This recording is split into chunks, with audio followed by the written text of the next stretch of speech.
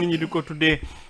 ay volontaires de la sécurité mais li Pape Sané wax mi xaw a doy waar mooy que bu ñu nekkee ci république yaakaar naa ni bu nekkee ay maintien d'ordre ak wala sàmm ay lu mu tudd ay institutions ak suñu république dafa am ñoo xamante ni mission boobu nañ leen dénk. non volontaire de la circulation da am na ndax gis naa ñoo xam ne dañuy nekk circulation bi di gérer circulation boobu moom xam naa ko mais volontaire de la sécurité. encore que amuñu benn autorité. volontaire de la sécurité mënul am dans un état de droit dans une république qui se respecte warul mën a am parce que loolu day indi musiba yoo xam ne mënoo xam sax fu mu mën a yem. je vais donner juste un exemple gis nga fële ca Burkina Faso je crois que daaw la en tout cas année yële passé mais amoon nañu jóg former seen genre comité yooyu ne dañuy def comment on appelle comme genre volontaire de sécurité de proximité mais il fallait voir le nombre de bavures xam nga loolu day indi ay règlement de compte parce que yow bu fekkee ne yow sa koñ da ngay am sa volontaire ñi nga tuddee volontaire de la sécurité ñu yore seen jaas yore seen yat yore sax ñu am ay pistolet di ko nëbb beneen koñ tamit def la même chose beneen def la même chose mais ce sera une guerre entre les Sénégalais eux-mêmes parce que ku dugg sa koñ sera un règlement de compte en fait règlement de compte parce que nit di nga dem si koñu jàmbur ñu nekk juste pour régler ton compte nekk voilà yow moom nervi nga wala da nga ñëwoon pour commettre pour làkk kër jàmbur ñu dóor la fa wala ñu rey la fa et c'est ça le danger parce que au moins xam nañ les forces de défense et de sécurité nga xam ne loolu mooy seen rôle loolu mooy seen liggéey moo tax ñu leen di fay ñooñu xam nañu comment faire la différence entre maintenir l'ordre rétablir l'ordre mais koo xam ne jàngoo ko da nga jóg rek pour naan voilà dama nekk volontaire de la sécurité mais tu ne fais plus la distinction ou la différence entre la sécurité et l'ordre et c'est ça le danger di nga nekk di wër dans ñu jox la benn L200 ngay wër koñ yi dinaa non guddi bu jotee dañu taxaw devant les immeubles wala devant les suñu kër responsable politique yi ku fa romb ñu rey la mais loolu ay reyante lay doon et c'est très dangereux pour le Sénégal moi je pense que Sénégal bu nga xam ne bu mu amee indépendance depuis 1960 ba léegi bu fekkee ne suñu force de défense et de sécurité doyuñu pour assurer suñu sécurité ça pose problème au point que ñu dem di wut ay volontaires non ça c'est inacceptable c'est inacceptable je pense que le Sénégal yor na assez d'éléments des forces de défense et de sécurité pour assurer la sécurité de ce pays jarul ñuy dem di wut ay volontaire daal ni ñu dem ci circulation bi non mais genre volontaire encore que volontaire de la circulation sax il y a à boire et à manger. Depuis qu'on a accepté que mu am ministre de l'Intérieur mu am ministre auprès du ministre de l'Intérieur chargé des agents de sécurité de proximité waroon nañu xam te ne itam suñu toogee ñu tegal ñu volontaire dara waruñu bett parce que sur quelle base la ñu teg les ASP également. mais c'est que volontaire yooyu. non bu ñu demoon bay créer volontaire sax ñu jël ASP volontaire de la sécurité boobu man fan lañ ko teg laa xamul. c'est-à-dire si ban yoon si ban loi wala si ban texte. je peux mais mooy loolu Pape Sané ci boobu la ñuy boole su ñu demee Pape Matar ba mu am ministre de l'Intérieur après ñu ne ministre auprès du ministre de l'Intérieur chargé des agents de sécurité de proximité waaw boobu nag kon leneen su découlé àgg foofu dara waruñu bett bu fekkee ne ay volontaires la ñu ut pourquoi ne pas puiser ci ASP yooyu teg leen fa ñu bu fekkee ne ASP yi seen dispatching nee nañu si kër responsable yi ci circulation pour ñu prêter main forte ñi nga xam te ne ñoo di takk der yi boobu ça nous avait pas alerté kon lii su xewee ça coule de source ah d'accord ñu déglu ko moom jëwriñ bi ñu dénk wàllu wala porte-parole la est-ce que jëwriñ la ba tey moom Seydou Gueye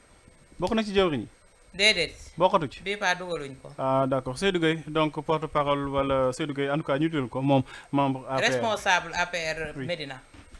C'est des volontaires jeunes qui ont d'abord pris la décision de venir protéger le parti. À eux se sont joints d'autres Sénégalais qui sont engagés pour défendre la République, les institutions et qui refusent toutes ces attaques qui ne sont plus des manifestations, mais qui constituent un plan avec comme objectif de mettre notre pays à l'arrêt. aja dégg ngeen ko moom Seydou Gueye li muy wax yaakaar naa lu gravissime la parce que bu nekkee ay sénégalais ñooy jug pour jéem a sàmm suñu ay institutions ak suñu république mais kon tey jii ñun ñëpp war nañu mën a tiit et aussi la question que beaucoup se pose mooy à quoi nous sert ñuy am ay police ak gendarmerie. mais effectivement Pape Matar juste pour ma kiiwal Georges gis nga Georges xam nga fu ñu affaire bi fu mu jógee en 81 on avait créé en France boo xoolee sur Google la loi Pérefit les auxiliaires de sécurité mais xoolal bi dañu dem même pas 6 mois les gens se sont rendu compte que ça allait être une milice même pas 6 mois ñu détruire ko on a abrogé cette loi jël leen verser leen police municipale mooy li ngay wax noonu c'est les fameux auxiliaires de la circulation ñu am juste des missions de circulation mooy teg ay contravention oto bu gaarewul bu baax ainsi de suite c'est-à-dire amuñu benn pouvoir de décision mais d'assistanat rek mais gis nga c'est cette loi Pérefit là comme ñun Sénégal sunu kilifa yi ils aiment vraiment tricher et tricher de manière très malhonnête c'est cette loi Pérefit nañu convoqué ji ñëw indi ko pour créer les ASP mais li nga wax effectivement c'est-à-dire c'est manque de respect à la police et à la gendarmerie. Quand le porte-parole de l'APR ou de Benno Bokk Yakaar dit que ce sont des Sénégalais jeunes qui se sont levés spontanément pour défendre la République mais kon on n'a plus de République. mais armée également armée. mais ça ils n'osent pas le dire ça veut dire que kon ñoom ñoo leen jox ay armes. xam nga suñu defee genèse bi Abdoulaye Wade ñëwee en 2000. les caloubes la. xam nga benn moment il avait pris la décision ne une partie de leen di reverser police ak gendarmerie. boobu la gendarmerie a pesé de tout son poids nanguwu ko. la police. accepté. ñu bàyyi leçon d'histoire bi ñëw ci lii parce que lii man daf ma soxal bu baax a baax. Jeunes qui ont d'abord pris la décision de venir protéger le parti. À eux se sont joints d'autres Sénégalais qui sont engagés pour défendre la République, les institutions et qui refusent toutes ces attaques. Qui ne sont plus des manifestations, mais qui constituent un plan avec comme objectif de mettre notre pays à l'arrêt. Qui ont d'abord pris la décision de venir protéger le parti. Volontaires jeunes qui ont d'abord pris la décision de venir protéger le parti. À eux se sont joints d'autres Sénégalais qui sont engagés pour défendre la République, les institutions et qui refusent toutes ces attaques. Qui ne sont plus des manifestations, mais qui constituent un plan avec comme objectif de mettre notre pays à l'arrêt. Aw Diop mën nga ñu ko tekkil. Waa dafa am ay ndaw yoo xamante ne bi ñu gisee li am. dañoo jug engagé wu ci seen coobare bopp. kenn woowu leen kenn bindu leen di leen fay. ñu ñëw ne dañuy aar li nga xamante ne moom moo di république bi. léegi nag man damaa bëgg a xam. république boobu ñuy wax muy ñun suñu moomeel république bi nga xamante ne tey jii mun nañoo fëgg dënd ne Sénégal état de droit la république boobu surtout ça moom moo ko engagé oui ndax man am naa sama coobare bopp ñëw rek taxaw ci ab permanence ne leen damaa bëgg taxaw pour aar république boobu c'est ça la grande question kilifa yi nekk ca permanence boobu kilifa yi parti politique jox ma feu vert ne ma waa mun nga doxal Pape Matar loolu lu mu tudd loolu mooy wane ne tey jii ñun suñu ay kilifa ñoom ñoo waroon njëkk a taper sur la table pour ne non ñi nga xamante ne ñooy suñuy corps de défense la gendarmerie l'armée la police ñoo waroon jug tëgg sur la table parce que xam nga lu tax ma doon def genèse bi ne Abdoulaye Wade bi mu ñëwee en 2000 les caloubes absolument daf leen bëggoon reverser ci gendarmerie a pesé de tout son poids bañ avec fermeté la police acceptait une partie ñu ñëw les marrons du feu dégg nga seen grève ak lu nekk ñu njortees ne j'utilise le conditionnel ne ñoom la ñu reversé ñu nekk ay ASP tey jii suñu nangoo ñu créer ministre auprès du ministre chargé des ASP suñu taxawee tey jii nañu volontaire de la sécurité dañoo taxaw pour aar république bi Pape Matar dara waruñu cee bett mais tey jii li may wax suñu corps yooyu muy l'armée la gendarmerie la police suñu dofee lii kilifay politique yéey yàb bi yëkkati yile kàddu dañuy doyadal suñu kilifa yooyu te suñu armée suñu police suñu gendarmerie wax dëgg neex yàlla ak lu ñu mën a wax y a des hommes valeureux yu ci nekk Pape Matar yoo xamante ne ils ont tout le temps défendu la République au prix de leur sang au prix de leur sang mais ñi nga xamante ne c'est les volontaires de la République ils défendent pas la République au prix de leur sang mais au prix du sang du peuple te kenn santu leen ko waaw kay yow ton ami député Djibril War oui daf ma yónnee benn message nee na mu ngi suivre émission bi l'ami de qui ton ami nee na je vais te lire le message kii dafa APR la. Il faut qu'on nous foute la paix avec ces histoires de nervis. Aujourd'hui, l'État du Sénégal fait face à des terroristes. Face aux menaces sur la sécurité des personnes et biens, les infrastructures publiques, les maisons des personnes incendiées par des cocktails Molotov, excepté les biens et les maisons des partisans, une opposition et des journalistes, chroniqueurs, chansonnistes. L'État du Sénégal, les citoyens traqueront ces terroristes avec tous les moyens à leur disposition. moom moo wax loolu. waaw waxam jaru sax ñu siy taxaw parce que yaakaar naa ni wax ji rek dafay wane déjà dayoo ki ko wax donc wax yooyu mën nañ